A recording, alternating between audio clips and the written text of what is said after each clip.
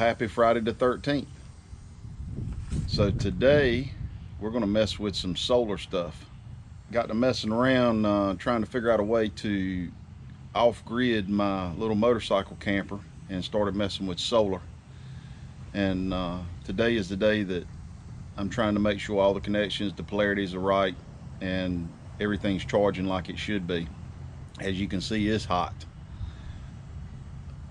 Probably about a heat index of 102, 103, I think, today from the weather. So we're trying a couple different things. I bought a Rockpals 120 watt solar panel. I also put a little small 40 watt solar panel on my cargo trailer, but the Rockpals 120 watt solar panel was going to go with us camping. And we bought a few other items. Not sure if I'm going to use it motorcycle camping, but I bought it off of Facebook Marketplace, and it was a deal really too good to pass up, I thought, for what I wanted it for. It's a little small. It's a refrigerator. It runs off a 12 volt, made by Dometic. It's a CF 25 liter, I think is what the max size is on this one. It's the size up from the smallest one, and as you can see, there it goes right there.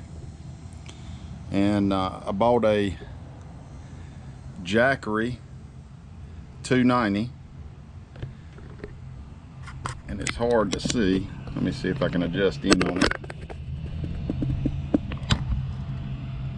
It's running completely off of battery power right now, and it's been doing that since about 8 o'clock this morning, and I got about 94%. So this is kind of a car camping style deal. When we travel, we can take drinks and really any food you want without having to buy ice. You can actually use that as a freezer and a refrigerator. Currently it's set for, can't hardly see it out here, it's about 37 degrees Fahrenheit. For my Canadian friends, I don't know what the Celsius is. I'm using that as a pass-through, so when I charge it from the wall and plug my 12 volt into the Jackery, it'll never drain the battery, so I can use it as more or less a 110 to 12 volt inverter. Working really well so far, but I've got a setup over here on the other side of my house that I also did. This is the Rockpals 120 watt panel. It's a foldable panel, fairly new on the market. Collapses nice and small, so I can put it in the motorcycle camper. I got it hooked to one of these Ag Power come off Amazon meters that shows the watts and the amps and stuff like that. I'm still trying to figure out how to use it, and it's going to a box that I built. Hopefully I can get it where y'all can see it. This is the box, and this is basically my solar 12 volt charger for charging up batteries. And I wanted to have something like this in case I needed to charge a battery without power somewhere. So I'm using a Battery Minder solar charger, which has also got a desulfator, which also comes with a 12 volt charging indicator that you can press, and it'll show the voltage of the battery, or if it's not really voltage but poor, fair, or good, the condition of the battery, I guess you call it. And I've got the connectors where you can go solar in and battery out, which currently is connected to my old dump trailer that I use for my business, which has a 12 volt deep cycle battery in it that runs the dump. Pretty neat thing. I like the off-grid deal. We decided that we wanted to do something like this because a lot of the campgrounds we're going to are the motorcycle only campgrounds, and they don't have electrical hookups like a traditional one, and we wanted to have the ability to be able to camp in the nicer, what we call nicer spots, closer to the creeks and stuff like that, without having to depend on power. And with this and the Jackery, this will give me the ability to charge cell phones and GoPros and stuff like that without having to have electrical power, but having the ability to charge it during the day gives us a few more options. Of course, this one does have the 12-volt cigarette lighter plug and the 110 charging plug with the Jackery that'll allow you to do both. So I could, if I wanted to and we didn't have good weather, I could plug this into the motorcycle and put it in the top trunk and actually charge it while we're riding that day if we didn't have any solar. So pretty neat setup so far. What I'll do once I get through a little bit more, I'll shoot some more video of it running the fridge. Again, that's a Dometic CF25. Let me take a picture of the inside so y'all can kind of see.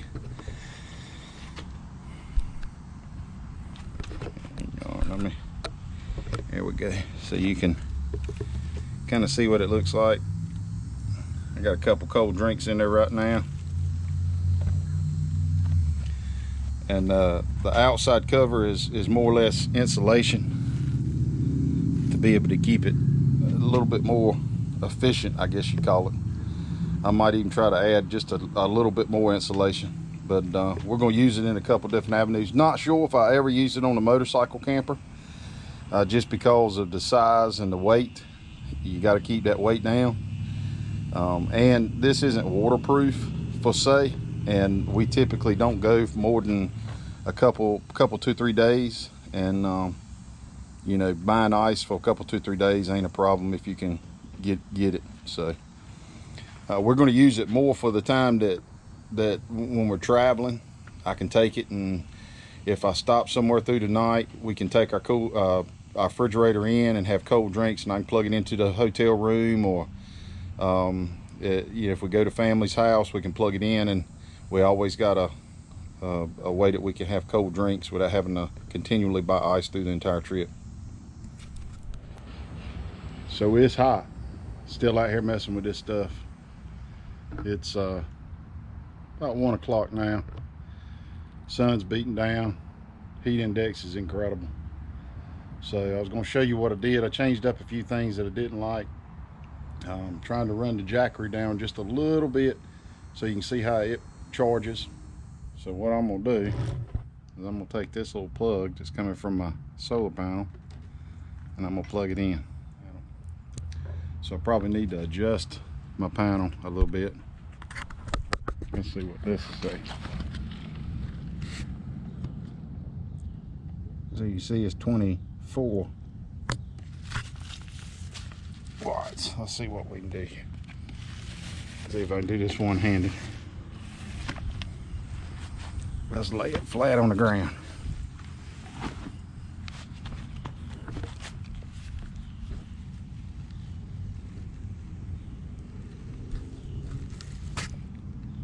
So you can't really see it, but it's 20. It's coming up a little bit, about 26 watts. I've been getting a lot more power off the panel. There you go, you can see it kicking up now. So here's the refrigerator running. Right now it's pulling 53 watts and the solar panel's putting in 66 watts. So as long as I keep getting the sun like I'm getting, once this battery's fully charged, I'm pulling less watts than what the refrigerator's running. So I'll definitely be able to continue running this fridge off of solar solely, because the over wattage that I'm getting from the solar panels. Overall, I really like this setup. I'm gonna tell you, it does excellent, and I think it'll be a really neat trick for during power outages and storms and stuff like that, where we want to keep some stuff cold instead of going in the refrigerator. So I bought a couple of these boxes from Harbor Freight, the little small ones, the 1800s. That's going to be for all my accessory cables.